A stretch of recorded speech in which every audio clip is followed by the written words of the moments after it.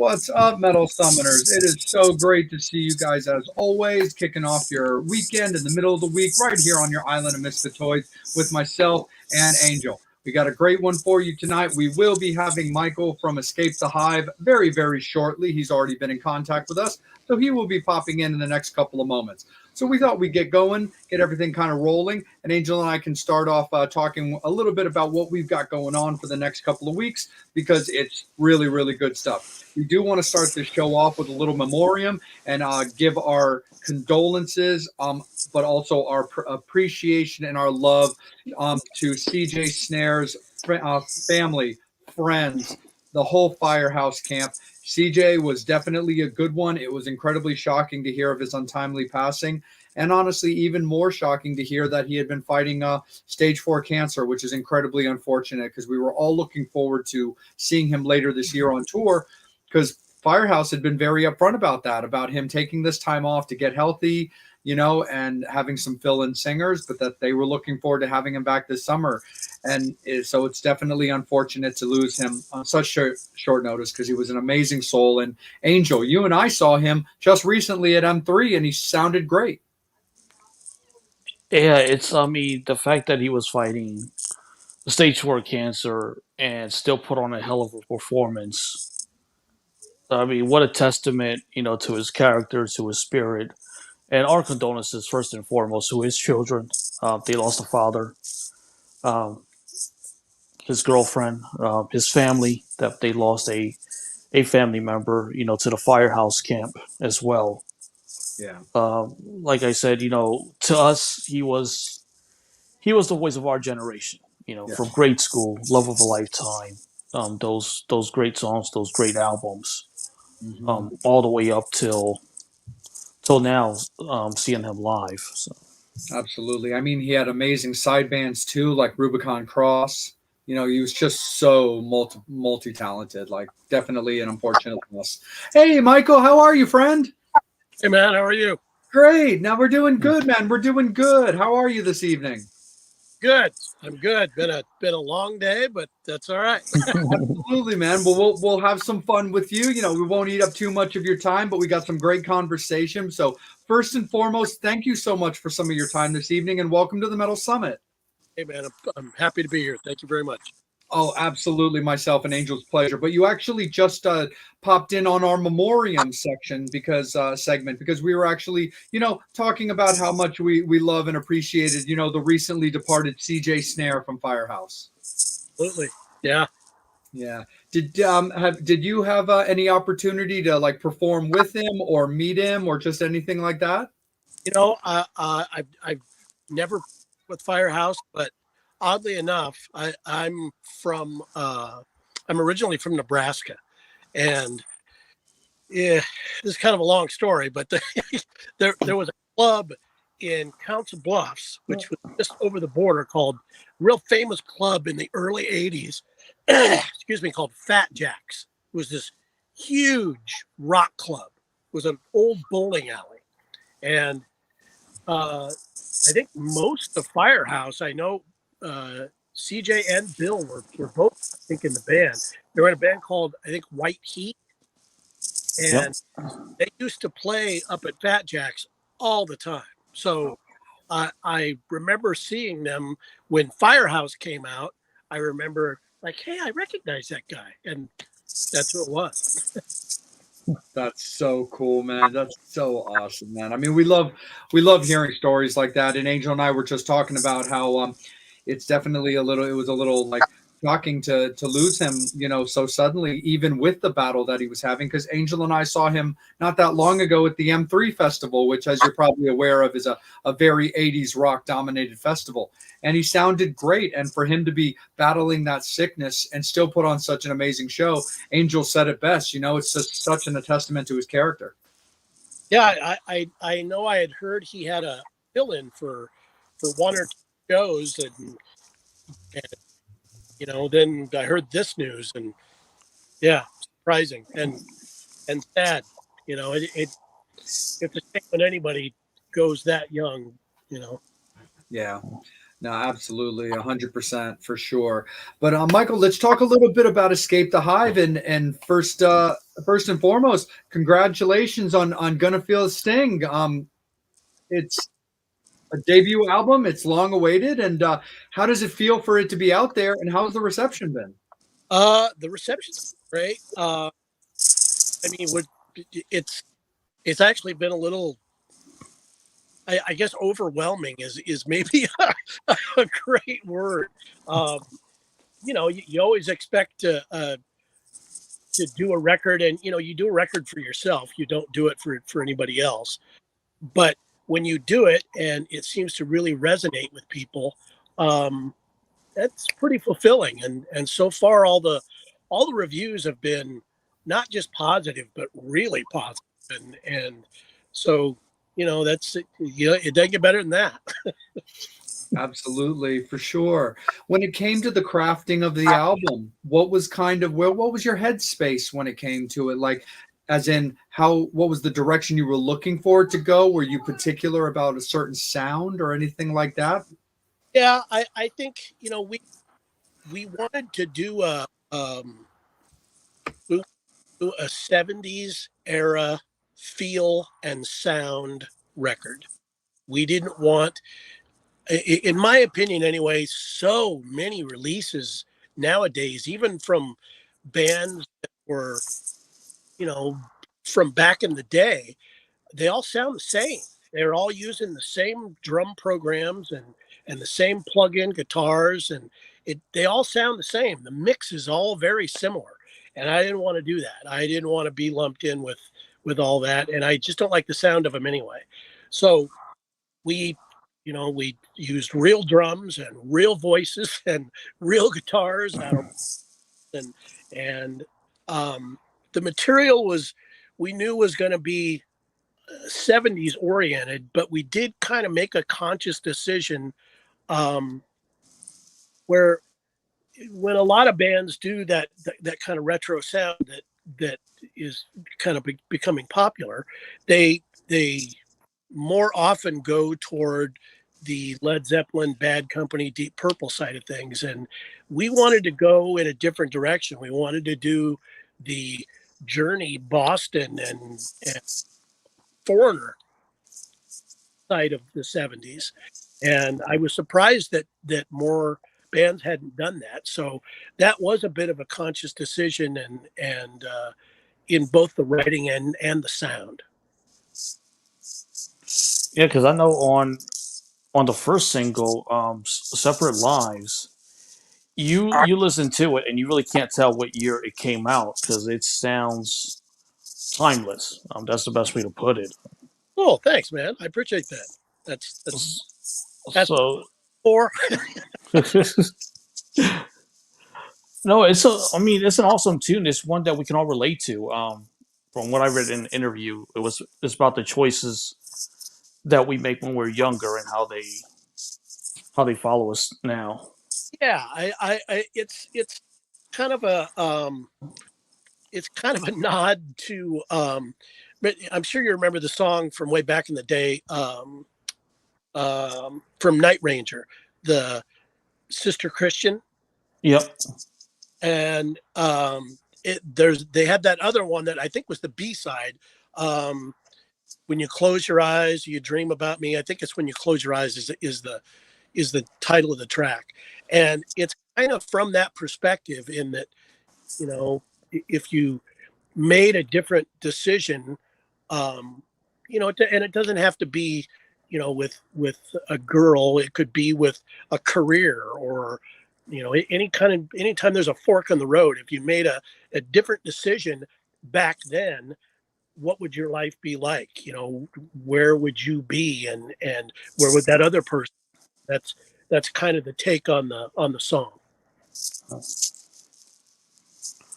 Yeah, definitely.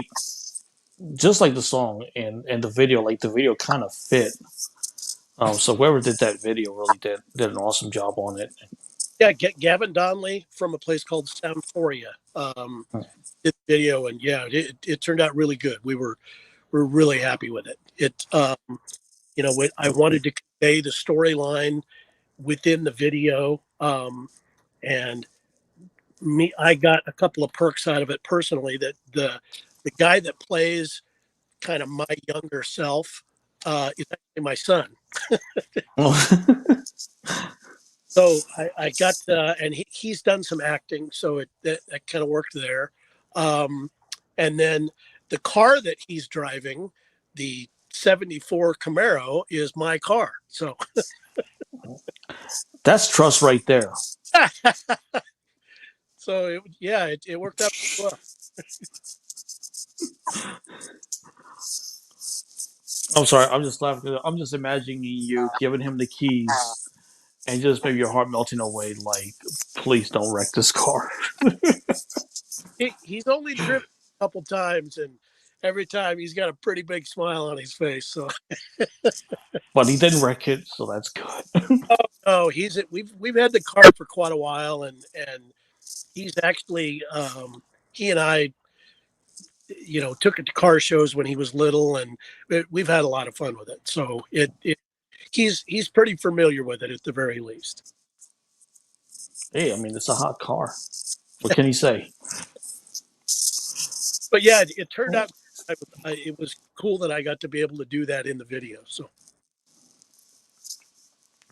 So with the debut album, how long did it take for the record to get made, and were there any leftover songs? um, well, yes and no. There are some leftover songs. Um, that I don't know if you'd really call them leftovers. They were ones that were written previous to the record or previous to the recording of the record, um, but just didn't fit the record for one reason or another. And so I think there's two songs, one for sure that will probably be on the next record, um, that we're working up now. So, and we'll probably be playing it live this summer while we're on tour. So, Oh, that's awesome. So you guys are already working on the follow up album to it. yeah, we actually are going back in the studio this weekend, as a matter of fact, to track Oh, more. We went back in. What was it? I think it was March or February, and we tracked another two songs. We'll have 5 done by the time summer rolls around, and we probably won't do another new record until next year. But we wanted to. We're planning on touring a lot, as much as possible anyway, and I didn't want that to be a hindrance on slowing it up. So at least in this fashion, we only have half a record to do, and the other half's already done. So sorry. No, that's just awesome. I mean, because sometimes people wait a while to actually make like the next record. So it's really cool that you guys are kind of keeping everything flowing where you guys are already thinking about the next record and still touring as well. yeah, and Um, those other two songs we are playing in the live set right now. Um, it's so, and they're really good material. I'm really happy with that. So, and then there's another couple of songs that we have been playing in the live set um, since since we started touring last year. That we recorded also, um, and probably in the next 30 days or so, um, we're going to be launching our website, which will have merch and all that stuff. And we've kind of been trying to get that all put together. Right now, everything is available through our Linktree account, but we wanted to have a website that was dedicated to the merch and that kind of thing, and a little yes. more on touring because we'll be doing a lot of that this summer. So I think what we're going to do is at least one of those two songs, one of those two covers that we play live, um, we're probably going to give away free. So if you go to the website and you purchase anything, whether it be, the CD or the vinyl or, shirts or whatever it is, I think we'll probably give that song out for free once we launch it for a limited amount of time. So that's all kind of coming up. Cool. And definitely have a fan question. Brian wants to know, what's the craziest thing that you've seen while while in the crowd? While You mean from the stage? craziest thing you've seen while performing? Oh, well, uh, um, I mean, I I enjoy it as much as every lead singer who's ever held the mic. I enjoy the shirt shot or the lack of every once in a while. That's always a good view. Um, no, I don't know that. I guess uh, uh, I'll tell you what it was. It was actually on this recent tour.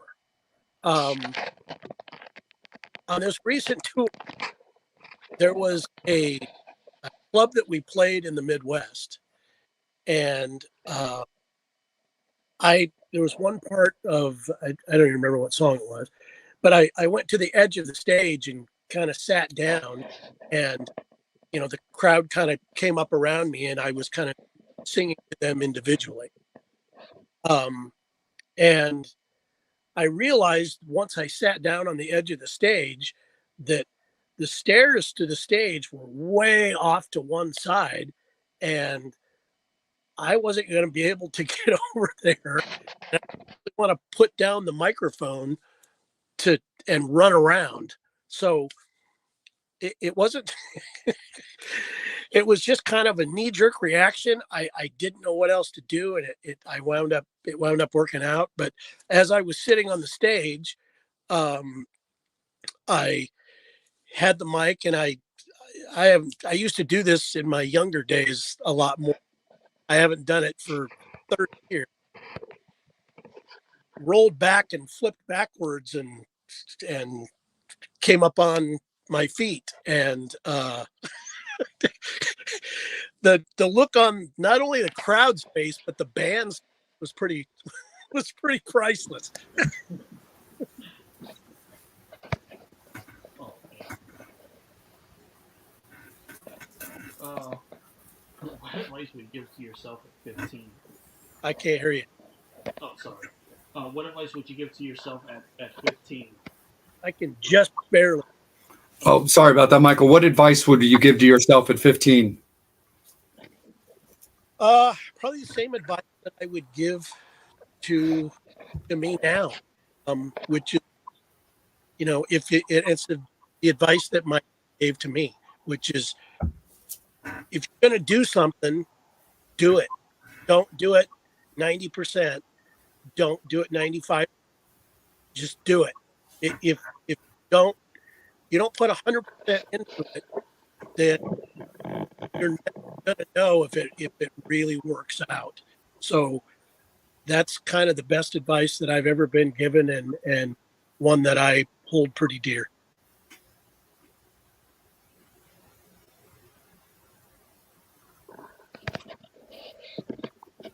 Can you hear me now, bud? I can't. Oh, sorry, Angel. What's that? Yeah, you are a little faint. What's up, bud? No, just seeing if you can hear me now. Much better. You're a little bit faint. There's a small, kind of little echo that's coming through you. Hear you, but not nearly as loud as the other vocal.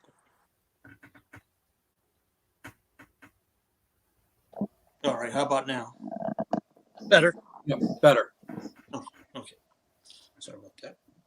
What do you like the most about being a musician? Well, I mean, really all of it. Being able to, excuse me, being able to create. I mean, it's not really looked at the way it used to be,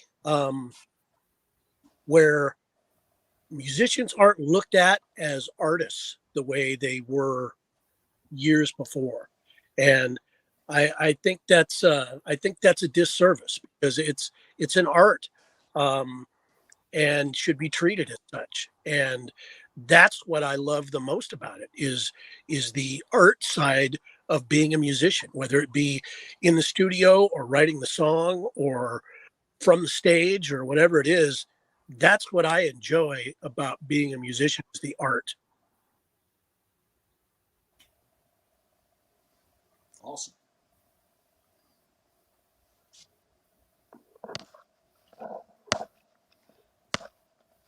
And Jay, I'm gonna kick it right back up to you.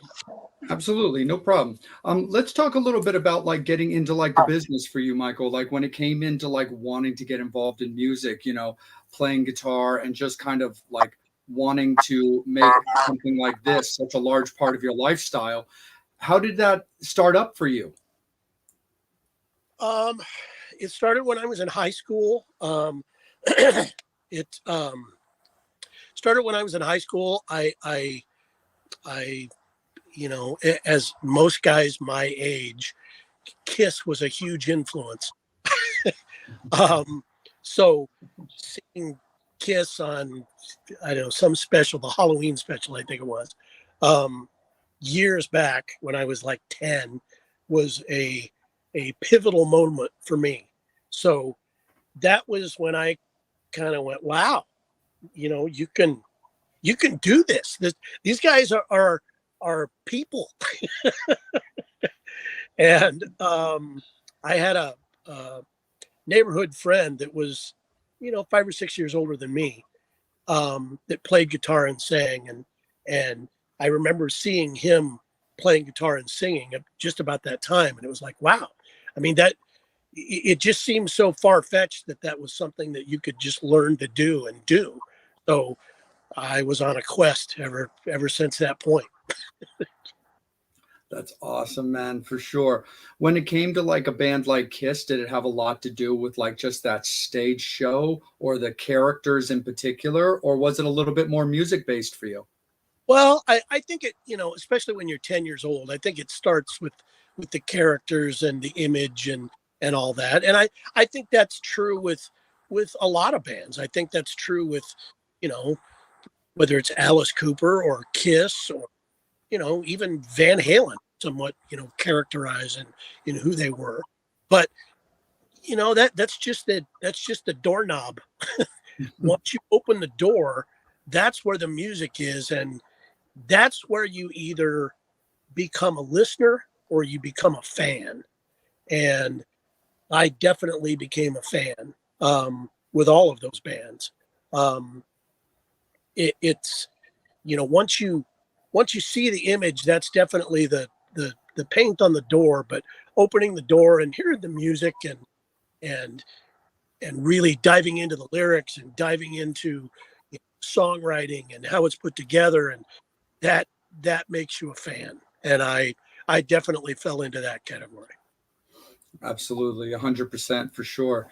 Um, when taking it back to This Is Gonna Sting and like the musical in style of the record as well as your peers and counterparts in the band, with it having such a 70s kind of influence as well, of course, being that that's everything that you guys grew up on, was there ever thought in playing around with stuff from different like other decades, whether it be different riffs that have more maybe a 90s influence or stuff that maybe seemed a little bit more poppy like 80s style? Well, I think there's yes is the um I I grew up in 70s rock and roll. So, and started my career during 80s rock and roll. So really what I wanted to do, if there was any kind of formula before we started writing, um the formula was really a 70s style band, with that kind of feel. And we got a keyboard player, so you know you can't be Foreigner without a keyboard player. So but I've been lucky enough in my career that I've played with some really great guitar players. And I didn't want to lose that in a 70s style outfit. I wanted to keep a guitar player that was maybe a little more 80s, had a little more of that 80s flash, and present that type of guitar in a 70s style kind of setup.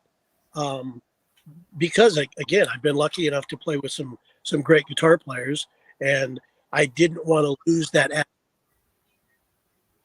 Absolutely, for sure. No, and it definitely comes through. And the one thing that I, was the most impressed personally when it came to like the record is I loved the crafting of the songs because I really liked the arc of the way that those songs were built. Because I find that, songs, and I'm sure I'm not the only person that feels this way, but I find that songs have ways of being very similar to like a movie where you really have like that arc, you really have, as that old saying goes, a story to tell. But it's good to make sure I find that not all that songs, aren't kind of all over the place, because similar to a movie, it kind of breaks you from the fantasy. Yeah. So when you take the time to craft something well, that arc and design of the song really comes through. And I think that you did that incredibly well with Escape the Hive. I really dig just the trajectory of the way you designed the record. I really appreciate it. That's actually a huge, that's a huge compliment. And I really do think that's exactly what we were going. That in a nutshell, that's it. I mean, I like I said, the songs come from music is the basis to that, and the formula really was to write songs that had a theme to them, that had a catchiness to them. Again, that Journey, Boston Foreigner, where they were AOR, they were on the radio for a reason, and you're singing those songs 10 minutes after you've heard them for a reason. Wanted to craft that with guitar players that I grew up with, that I was lucky enough to play with Jakey Lee and Red Dragon and I wanted somebody to fill that footprint. I wanted somebody that could own that space and hold their own. Conrad definitely does that. So absolutely, for sure. And one of the songs in particular I wanted to ask you about, because it was one of the songs that I really dug, and I actually used it for your guys's episode announcement that we did on our Instagram page, was the song "Roll the Dice." So I was wondering if you could talk a little bit about that song. Yeah, that's actually our drummer AD's. That's his favorite one. Oh, cool. It's it's a fun song. It's a lot of my songs, I don't know if you'd call them mostly positive, but they're not negative. I don't like to write negative stuff unless it's from a positive point of view. So that's definitely one that, like we were just talking about, if you're going to do something, you got to do it 100%. You got to roll the dice. You got to let it out. You got to really take the gamble, or there's, things that you want don't just fall in your lap. You've got to roll the dice and really take a chance on it. And that's exactly what that song's about. Absolutely, for sure. And before I kick it up to Angel, if you don't mind, because we definitely want to, keep it dominantly with your career and Escape the Hive. But if you don't mind, I'd love to hear just your thoughts on working with somebody like Jake, because he's always been such a prominent figure, of course, in our industry, from everything he did with Red Dragon Cartel, of course, back to Ozzy and Badlands. And myself and Angel have also been very fortunate to have Greg Chase on the show a couple of times as well, to get that old school feel from that Badlands point of view. But would talk a little bit, if you don't mind, just about your experiences working with Jake. I've met him a couple of times at some Red Dragon shows. He's always been very cordial and very polite. How was your time with him? I've been fortunate. The last band that I was in before Escape the Hive, and we did one record got it out. Just under the COVID curtain was Kings of Dust with Greg from Badlands. Yep. So, you know, I've been fortunate where I've worked with half of Badlands, and I I'm okay with that. Yep. That being said, I'm really happy where I'm at. I'm glad it worked out the way it did. You know, playing with Jake is, you know, Jake's who he is for a reason. I mean, he's, you know, the guitar hero icon gets thrown around. It's not misplaced. I mean, he is a monster. Yeah. His playing, the way he attacks the guitar, is just it's really something to watch, and especially when all I got to do is look to my left. So I was really privileged to play and sing some of those songs in from Badlands, and you know that was a huge thing for me growing up.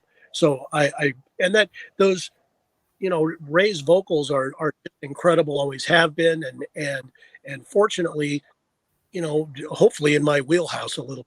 So hopefully I did them some justice, and but they were my favorite ones to sing for sure. But being able to sing them with the guy that wrote them is a whole stuff. And he was always very good to me, and I enjoyed my time there for sure. That's awesome. That's so cool. And it's actually kind of funny. So Angel and I, with our counterparts that we had at the time, started this show right before the COVID curtain. So we all got together with the original mastermind behind this project back when we were called the M3 Summit, because we were dedicated to the M3 festival bands. And our first show was the first Wednesday of March 2020. And 3 weeks later, everybody was sitting at home. Right. Because at the time that everything was cool, we always wanted this to be an interview show. And we were like, oh man, people are busy. Like they got tours, they got albums, they got studio, they got families. That could be very tricky, us trying to get guests every week. But then 3 weeks into this career, everybody was sitting at home.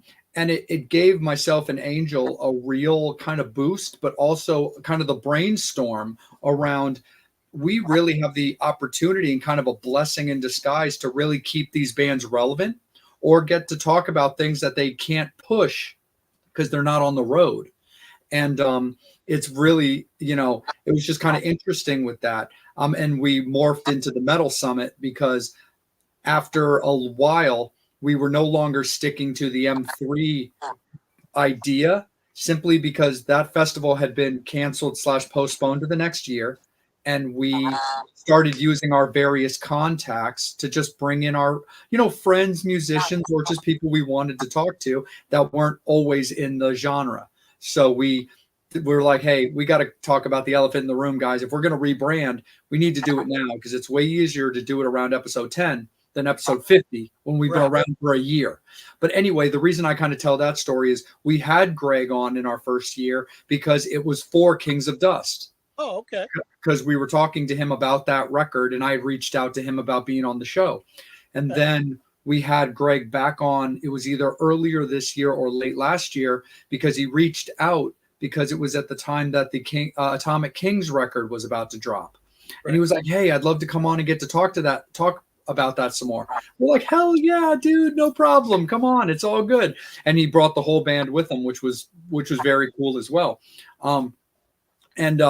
It was actually a little strange, because I believe we actually are Greg's last interview with him being in Atomic Kings, because it wasn't long after that he made the announcement to try to do something different. But also, to Greg's credit, and don't get me wrong, it is absolutely none of me and Angel's business, but he was nothing but professional on that show with his colleagues. Nothing would have ever come through that if he was already playing around with the thoughts. He never let it affect him as a professional. to downgrade or downplay anything that he was doing with Atomic Kings, which I admire him a lot for, which I thought was very, very cool. But yeah, so I just think that's funny because yeah, you did Kings of Dust with him, which was what he was pushing the first time that he was on the show for that exact reason, because the album had just come out and then everybody was home. Yeah, it's a good record. I'm proud of that record. We worked a long time, kind of tooth and nail to get it out, and then as soon as it did, COVID hit and it just kind of killed the whole thing. But yeah. Like I said, I'm proud of that record and what's on it, but I just couldn't be happier about where I am now with Escape the Hive. That's so awesome. It's just like a fun little thing for Jakey Lee, just to have some chuckles. If you had to keep one of his 2 Ozzy albums, which one do you keep? Are you a Bark at the Moon guy, or are you an Ultimate Sin guy? Oh, I'm definitely a Bark at the Moon guy. Okay, that's fair. I'm an Ultimate Sin guy personally. I you know, and I'm probably going to get a little bit of crap for this, but that's okay. A picture wide anymore. I kind of had an epiphany. Was working or honestly, we were doing a lot of Ozzy stuff, obviously. Yeah. And I kind of had an epiphany that, although I liked Ozzy's first couple records and especially through Dynamite, I never really listened to him, not as much as I did with Randy. And that there was a good discussion with Jake about, when I first came in, I mean, I don't sound anything like Ozzy. There's no way around it. I don't sound anything like that. And I kind of sing how I sing. And fortunately how I sing is a little bit more in the blues, rock side of stuff, which, gives a little, at least that corner of what Ray was doing. So those songs were much easier for me to sing and much easier for me to grab onto. The stuff from Red Dragon Cartel, same thing. Darren was a great singer. So I was able to do that, but I just didn't sound anything like Ozzy. And I had a discussion with Jake about it. And he's like, no, don't worry about it. Just do your thing. You're here because of you. You're not here because we want you to sound like anybody. So that was a breath of fresh air. And especially coming from a guy that, filled the ultimate shoes, walking into Randy's stuff. I was really happy that he talked with me about that. It made me feel a lot more. That's awesome, man, for sure. Angel, let's kick it back up to you, man. But before you take it away, you got to answer the question too. Are you a Bark at the Moon guy or are you an Ultimate Sin guy? Sorry, your mic, buddy. Bark at the Moon. Okay, Jay's on the island. That is okay. And you know what? I think I like it because of Randy Castillo playing. Your just so you know, real quick, buddy, your mic went down again a little bit. We can hear you, but you lowered in volume again. I like it because of Randy Castillo. Randy Castillo. All right. Because he played drums on that record, and he's my favorite Ozzy drummer. So anything he played on, I'm gonna say that it's a great record. I would agree.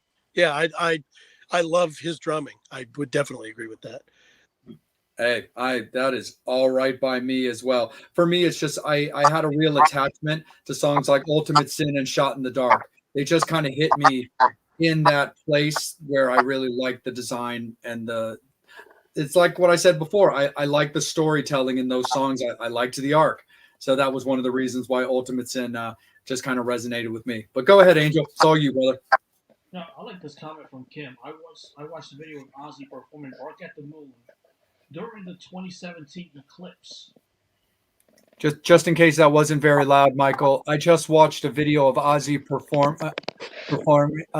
performing Bark at the Moon during the 2017 eclipse. Oh, wow. That's awesome. Good timing. He did that. Yeah, I had no clue he did that.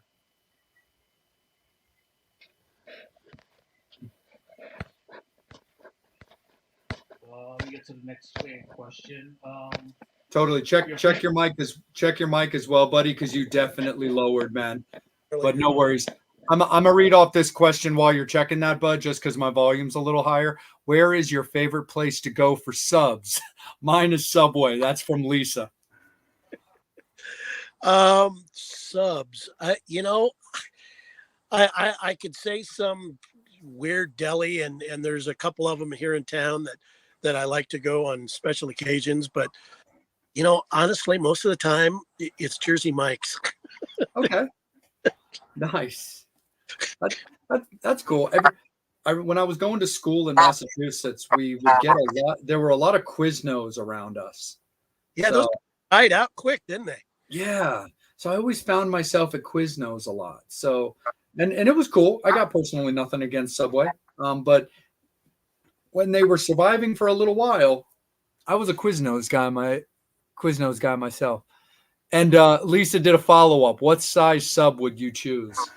Yeah. Okay. Hey, you want a life hack? Here you go. I got a life hack for you. You don't get the large is too large. You don't need that much. And the regular size is pretty good, but it's a lot of bread. So what I always do, I get the mini with extra meat. Ooh, okay. Nice. It's about the same amount of meat with less bread. Mm-hmm. You're welcome. Nice. That's actually pretty good. It's funny because I was having a conversation with somebody at my job about subs and Subway and stuff and how you would get these sandwiches and there wouldn't be all that much to it. For me, I didn't really have to sweat it personally because I'm into my bunny food and my rabbit food. Like I like lettuce and onions and stuff like that. So like I'll fill it up with when they're like, hey, whatever condiments you want, just let us know and we'll put them on. So I can do a lot with a little because I'm into like vegetables and stuff versus like somebody like my buddy Ron, who is the farthest thing from like a bunny food guy. He's like, he'll get like a burger. He'll be like, I want the meat, the cheese, and bacon with no vegetables in sight, that kind of a thing. So That's me. I'm fine with a little tomato, but I'm originally a Nebraska boy, so the meat's got to be there, man. yeah, no, I definitely get you on that. My girlfriend's that way too. Like Megan will do absolutely nothing, wants nothing to do with onions, but she'll get down on some tomatoes. But that's super duper awesome. While Angel's getting fixed up there, what can you tell us about? And forgive me when I had stepped away if this was covered already. So we'll just recap if it was. What can you tell us right now about plans for 2024? Well, so the timeline, if it all works out, is we are shooting a video for the next full video here in just a couple of weeks, first part of May. It'll be for the track I Can See It. So we'll be shooting that video. It should be out first part of summer. Just before then, like I said, the merch page will be up, and if you check our Facebook and Instagram and all, it'll be up there once it's launched. Mm-hmm. But that video will kind of launch us into touring through the summer, and then we'll be out through the summer, hopefully through the fall, and then sometime, I don't know when, hopefully fall, maybe into winter, we're going to do another video for the first song from the next record. And then the next record should be out February of next year or something like that. Nice. Very, very cool for sure. When it comes, you had mentioned it before when it came to like the merch page and stuff like that. You have like some of the pictures on the Facebook page talk about, CDs and vinyls and like limited edition type things. What can you let the fans know what the definition for limited edition is that they have to look forward to? Well, right now we just, what was it? Maybe month and a half ago, 2 months ago, we finally, the record came out last year, September. We finally got it on vinyl here just not too long ago. So there's a limited amount, and I can't remember how many of them as far as per unit, but they're really cool. They're called black marble. So they have kind of bits of marbly kind of gray through them. So each one is kind of is unique. Sure. And so, and I, again, being a kid that was raised in the 70s, I was really, really happy to have it finally get this record on vinyl. So Yeah. that's available now. There's still some left. I know I can't remember what the number is that we did, but I know we're down to about half of what we got originally. So those are definitely a limited edition and available through our Linktree account. Oh, very cool. Absolutely, man. Yeah, I mean, vinyl's fantastic. Like when I went out on Sunday night, Megan and I went out to see the 69 Eyes, which is a band I love very dearly, and they bring me a lot of joy. They had their newest album on vinyl, which I had already had on CD, but I was able to get a vinyl off their merch booth that I was also able to get signed by the band. So it's already hanging on my wall, which is the other thing that makes vinyl so great is it's art. She and I talked about the album cover and the art that the Eyes used for that album and how much we liked it with these interwinding snakes and skulls and stuff that they did. But Angel and I get to talk to our guests a lot about that. So before I kick it over to him, we'll kind of arch that way with this because cover art is great and it's so expressive and it's fun ways to put like little hidden messages in as well. So when it came to like how you were looking over the art for the record, how did you kind of think about how you wanted that, where it's like band picture forward as opposed to like, more like an art design kind of thing? What was your thought process, especially for something that would be seen so big? Well, it was kind of weird how it came together. It it actually kind of happened at the same time. We were looking for a band name, and everyone that we came up with was already used twice. So you have to go back to the drawing board and research another one. And just about the time we came up with Escape the Hive, a friend of mine who's a photographer had this picture of it's actually a dorm in ASU. They call it the Hive, and that's the cover photo. And it always looked like a hive to me, and so seeing that picture and coming up with that name kind of pretty close together, it all kind of fell into place. So it all kind of happened at the same time. For sure. And the cool thing, like you said about the marble design, is always very cool because it's also kind of like those like stone wash t-shirts or even something like a tie-dye where it's like, you could buy every single copy of our album, but none of the vinyls are going to look the same because you just don't know how exactly what direction that pattern's going to take, which is always I found that very cool when artists are able to do some type of like vinyl variants and stuff like that, where that even if you buy, two of like whatever, the Halloween swirl or whatever, you can look at them together and they're probably still not going to match. And this one came out really cool because I like black vinyl.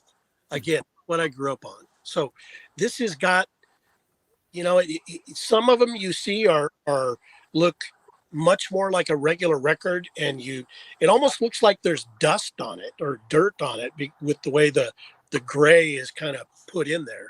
And then some of them are a little more, almost all black. So they're each one is kind of unique, but I'm just so happy. It could be pink for all I care. I'm just happy that it came out on vinyl. Absolutely, man. 100% for sure. Angel, let's kick it back up to you, my friend. As far as touring, can we see the band going overseas? Going where? Overseas to like Europe and doing You the know, UK? I mentioned that. We're actually talking.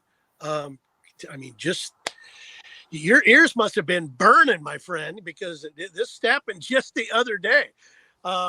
We were our label rep from Vanity Music Group was just over in the UK, and I talked to him literally just a day or two ago, and we're talking about maybe November, maybe going to the UK in November. So, yeah, we'll see. We'll. See. I would sure like to. That's for damn sure. That's an awesome time to go. It's what? That's an awesome time to go, like in November.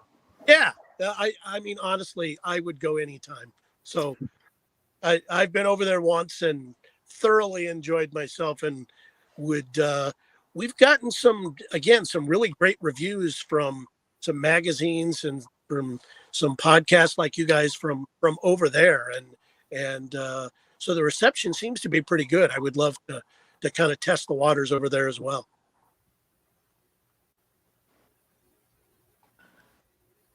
Oh, let's see. Oh, there was another that I missed, but I'll get to it. Um, as for, as far as everything now, when it comes time to put the set list, you guys be playing the whole record or throwing covers? Yeah, we play everything on the disc. We do a couple of covers. You know, the Beatles song "Something" is on the record.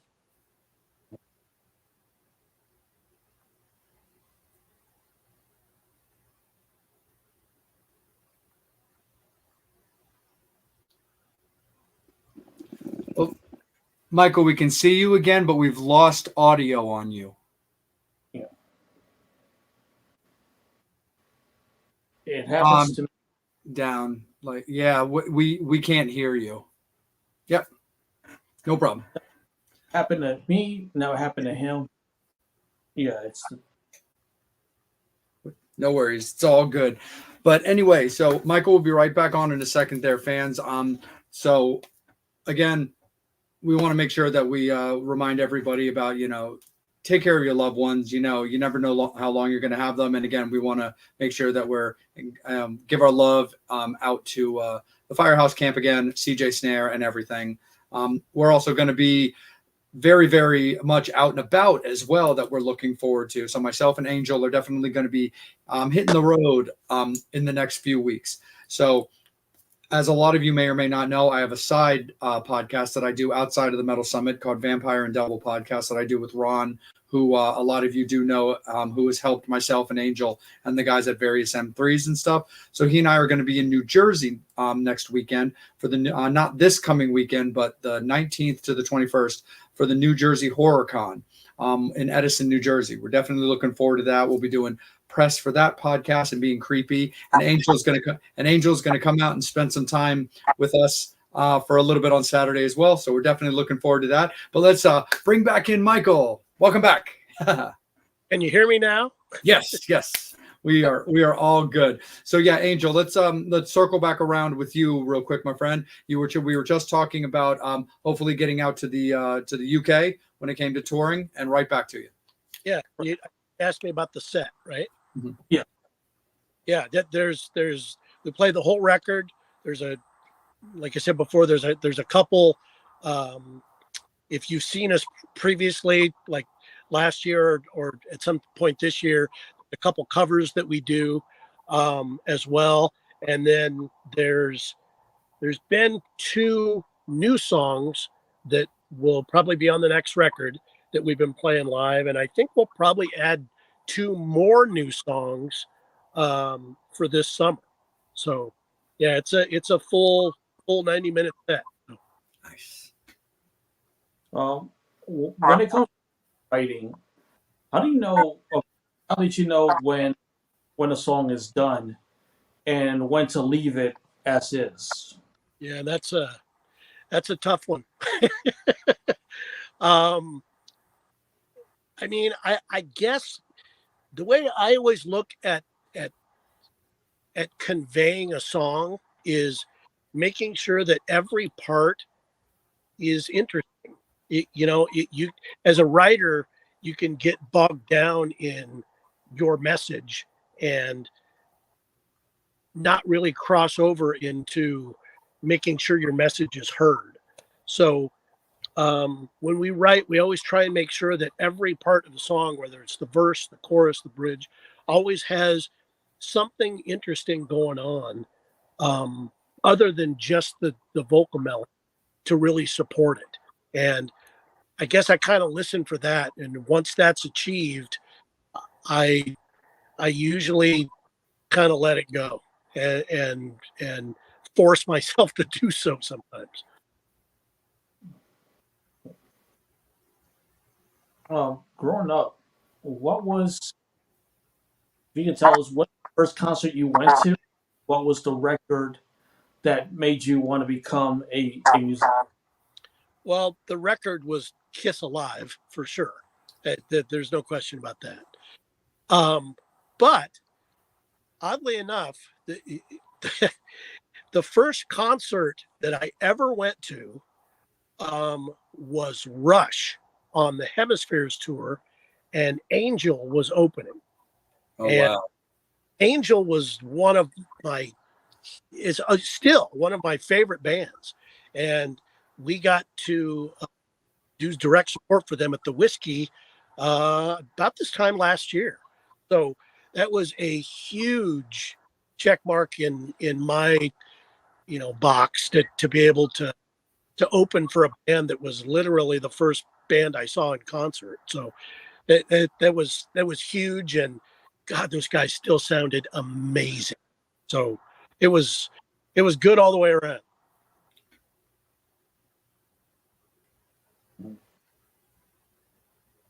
No, I'm gonna kick it right back up to you, Jack. Yeah, absolutely, for sure. So we've talked about the record and the reception so far. We've talked about what we have for 2024, and we talked about the potential for going overseas. Now, Michael, what I want to ask you for sure is like, what are your personal goals when it comes to this record? Like, of course, there's what you want, records all over the place, this, that, and the other thing.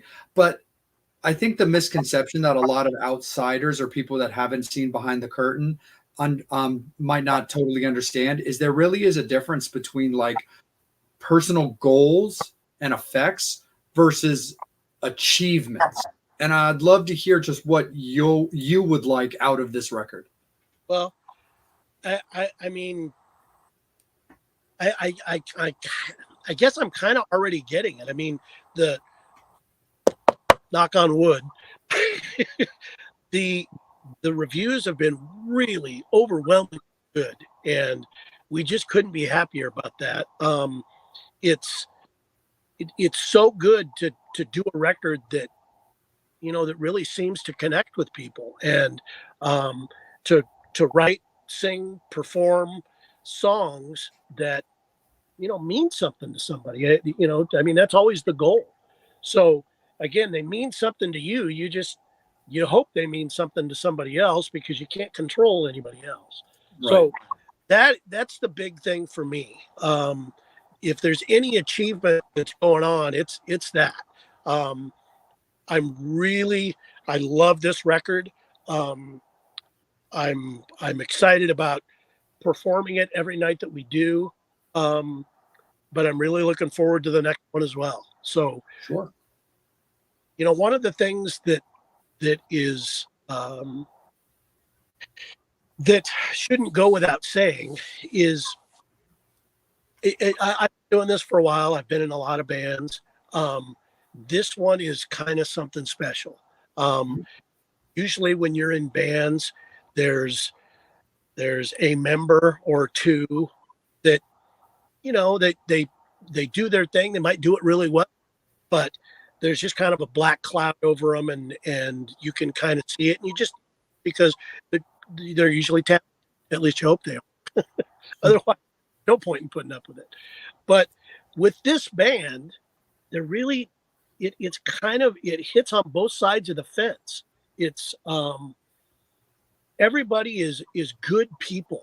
I enjoy being in the van. I enjoy being on the bus. I enjoy being on stage. I enjoy being in the studio. I mean, if we're not laughing about something, that means we're not all in the same room, because it's it's a good time. It really is. And performing with them is great on the other side of the fence. They're great musicians. Every member in the band has just got really something special. We're we're a five-piece band. We all sing, and we're really into making sure that the harmony comes across, like those 70s bands of Journey in Boston. And so, there's no tracks, there's no any of that stuff. So that would be the other achievement is you're always looking for kind of that band that does both sides of that. And I'm really happy to be in this one and to be a part of it. That's awesome, Michael, for sure, man. And of course, we want This Is Gonna Sting to get maximum exposure and definitely want all these songs to get out to everybody. But like you just kind of touched on and sort of brushed over in your last answer, has writing begun for another record? Or are you the kind of guy that's just kind of always working on new music and stuff like that? Whatever you're able to tell us. We've actually gone in.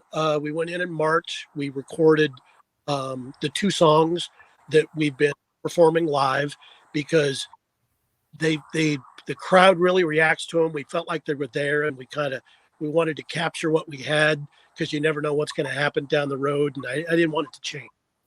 And then literally this weekend we're going in and doing a couple more, and that's the thought process is to at least get the record to get the pool built and fill it with water later. That way it's not such a daunting task once the next record comes up, because we might be already half done. So, and I don't want to waste any time getting it out. Like I said, I'm really happy with this record and how it's resonating with the fans, but I'm really anxious for them to hear the next record as well. So, good problem to have. Absolutely, 100%. When what would you say would be a time frame that you'd be comfortable with for potentially new music?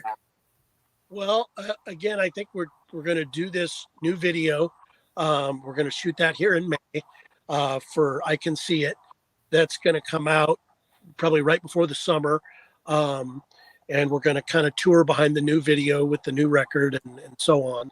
And then probably this fall, we'll probably do another video for the first song off the new record. Nice.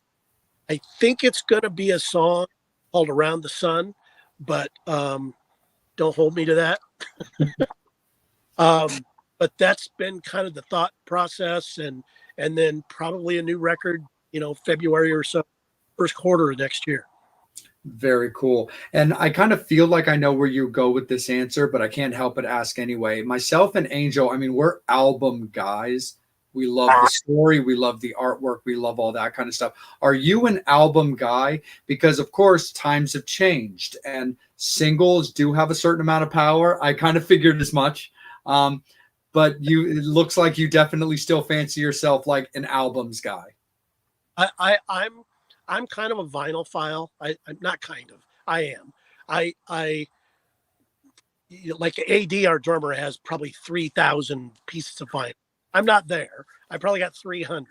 But it's a good assortment, and I usually spend every morning listening to a side, maybe two, of something, whatever it is. Anything from Al Stewart to Foreigner to Hall and Oates to Iron Maiden. So I usually spend a little bit of time in the morning trying to do that. So I am definitely it hasn't gone out of style where I live. Totally. Absolutely. And does that translate to Escape the Hive as well? As far as putting out music, are you an album, like a full album kind of guy, as opposed to like EPs and singles? Yeah, I mean, honestly, the videos are great and we love doing them, but it's also so you can listen to the record. It's not so you listen to the one song and be done with it. If you hear on the video for Separate Lives, don't stop there. Go listen to the rest of the record. Please. Yes. No, absolutely. And I mean, you've mentioned Boston, you've mentioned Journey. I mean, I love those bands as well. Like, what were some of like your like earliest like memories of like hearing like those bands? Because we talked about Kiss, but let's talk a little bit about Journey in Boston, because I mean, Journey still going strong to this day. Boston is still doing their thing. Of course, we lost Brad a while back as well, which is unfortunate, but his legacy and the band themselves have continued in forms as well. So what are some of your earliest memories of those bands? Again, probably a lot of the same ones that you have. I mean, and it all translates back to the record. Sure. Being a fan. I remember, that. So come back.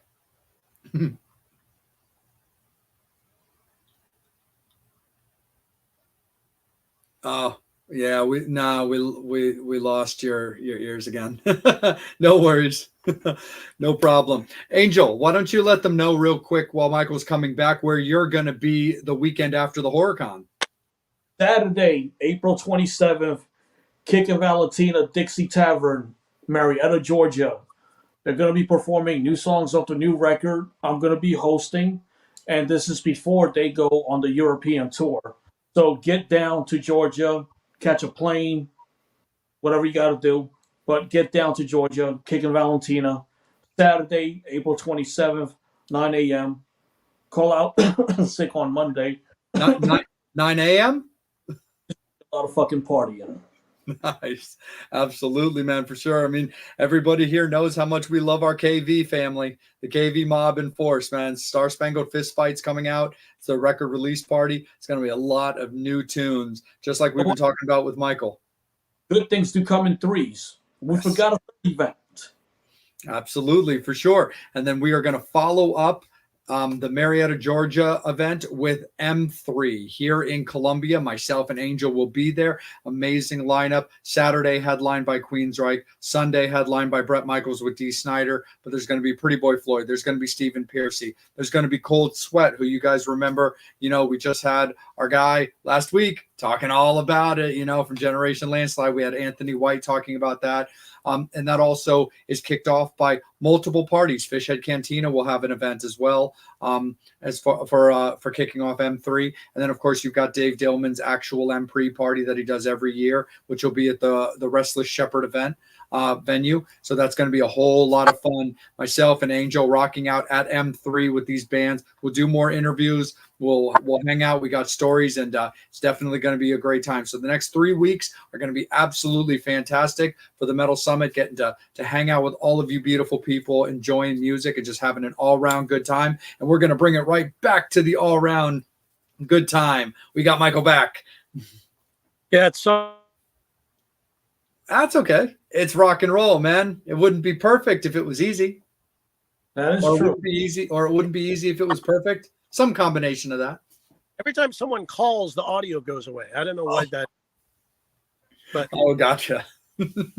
But you were talking about stemming back to the 70s, and it's really just about growing up with those records, with Journey, with Boston, with Kiss, and getting that exposure just as a fan. And I mean, that comes back to listening to a record, not just a song. Like I said, it's something that the track listing is really important to us. The album art is really important to us, and we hope that having that experience is what you get listening to my record. That's the greatest compliment I could get. Absolutely. And Angel had asked you earlier about the set list and how you would be performing live, and that you've got plenty of material to do it. Have you put any thought into, or do you plan to play the record in order, or have you found that certain songs do better in a live setting somewhere else than when you're listening to it as an album? That I mean, things kind of change sometimes from show to show a little bit, but for the most part, everything is in a show style set. So there's certain songs that we'll always open up with. There's certain songs that are tied together. There's certain songs that are sometimes, not always, played a little differently live than they are on the record. And again, that's just being creative. That's part of being a musician, and I I enjoy that part of it as well. Absolutely, 100%. We're going to kick it back up to Angel, but fans, at the same time, it is last call for alcohol. Michael has been incredibly generous with his time. We have him for a few more minutes, but we don't want to eat up his entire evening. So it is last call for alcohol, fans, when it comes to fan questions, comments, anything you want to tell Michael, as well as anything you want to ask him. Now's the time to do it. Don't be shy. We always clear the board, but this is your time to get those questions and comments in, so that way we see them, acknowledge them, and we can ask them or tell them to Michael on your behalf. So last call for alcohol, friends. Angel, it's all you, my guy. Question about merch. What can fans expect to buy? Like, would it be T-shirts, long sleeve, booty shorts? We've got the whole schmear. There's bandanas, there's tour shirts, there's a couple different designs, there's lady shirts, there's sweatshirts, there's there's some wristbands.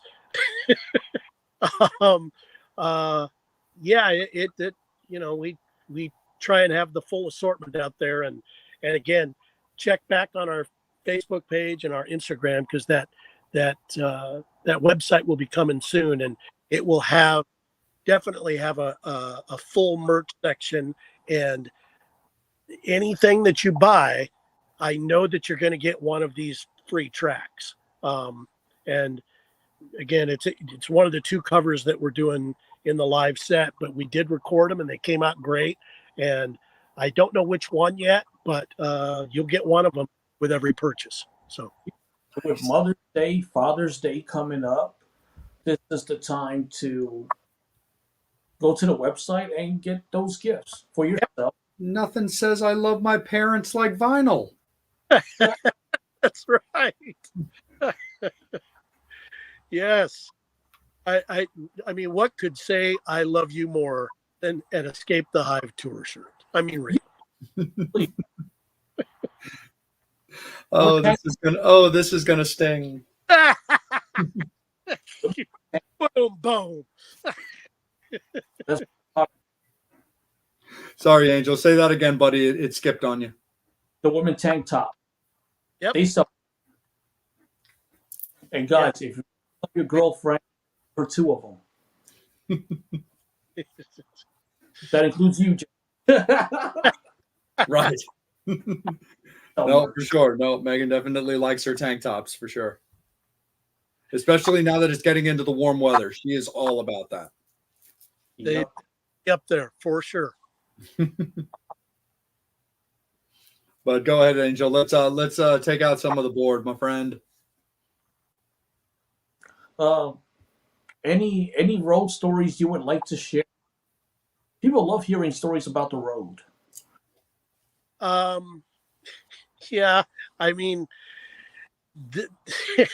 this band on the road is. I mean, we're always laughing about something. It's kind of a constant thing. Even in rehearsal the other day, I just posted this on Facebook the other day, so you can see it. Go check it out. But with the eclipse and everything, it's Shadow's just leaving, and we walk into rehearsal, and Conrad, our guitar player, has a moon-shaped guitar because that's how he celebrates, the equinox or whatever. He's just like that. He's just weird. I mean, he's a guitar player. What do you expect? But yeah, there's there are, and again, if you want to see the picture, go look at the Facebook page. It's up there now. That's the real. It's what? That's the real Eclipse right there. Exactly. Yeah, it's a weird looking guitar. It's like a half moon shape. It looks like it's perfect for the day for sure. Oh, Angel, please make me the big picture. I found it quick. Hold on 1 second. Oh, this is too good.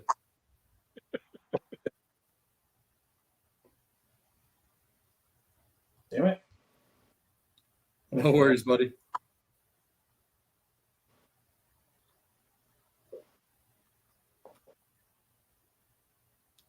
It actually is kind of funny because it's like the very first photo, like on your page.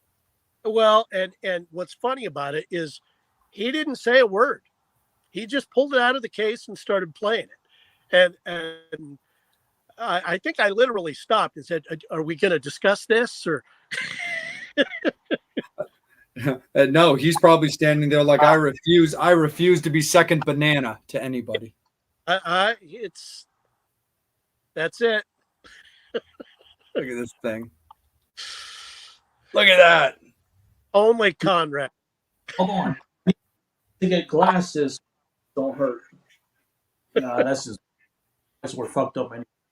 That's too fun. That's too good. If I look right at it, it'll burn my retinas, right? Seriously. I can't see. Right back to you, Angel. How can it be right back to me and I can't see? Oh, okay. He's been blinded by the light. No, absolutely, man, for sure. But Michael, before we let you go for the evening, one of the things that's also very important too is, we've touched on it when it comes to merch and all that, but where also can you be found for anybody who wants to see what you're up to, make sure that they're able to follow Escape the Hive? Where did they go to do it? The best place is the for right now, at least the link account, because and you can go everywhere. You can find the music on whatever streaming service you want. You can find out what record stores are carrying the CD. Most of them should be. You can order the vinyl direct to your door. You can get tour merch. You can do all the links are up there. And then once again, about 20-30 days out, we'll have the store up and the website up and all that. If you just keep checking the Facebook and Instagram and all that, I'm sure you'll when it goes live, it won't be a secret. Absolutely. No, 100% for sure.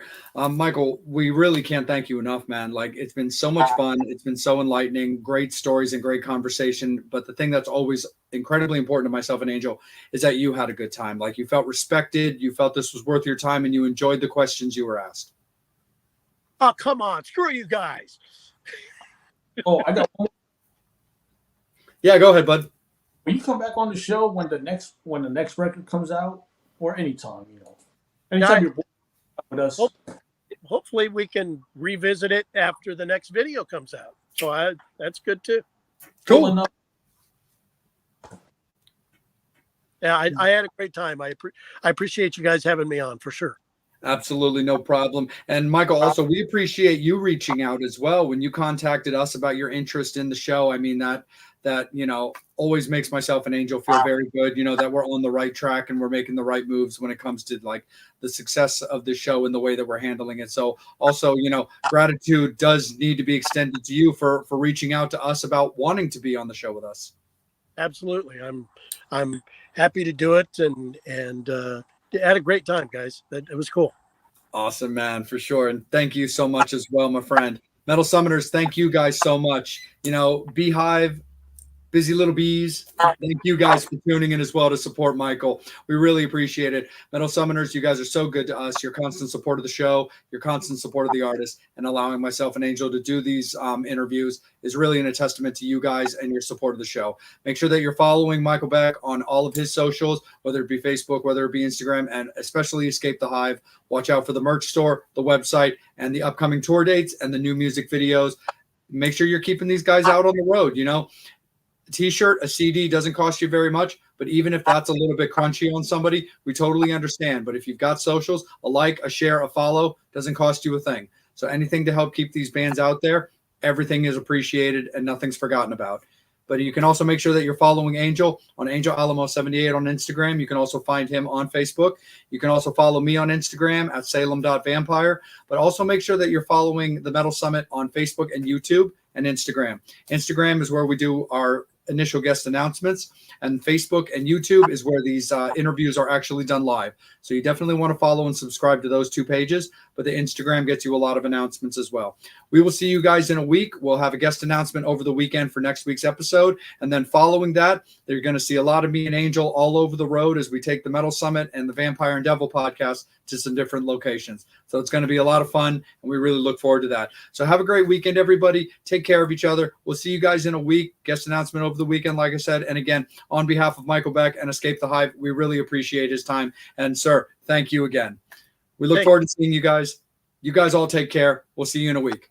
As always, you've been